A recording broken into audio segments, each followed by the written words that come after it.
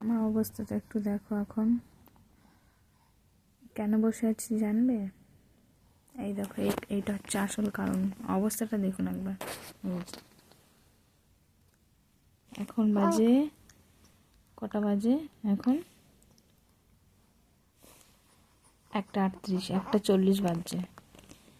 বাবুর এখন খেলা এসেছে, না ঘুমিয়ে। কি হয়েছে? ঘুম আসছে না? হ্যাঁ, ঘুম আসছে না? দুষ্টু, কি হয়েছে? ঘুমু দাও।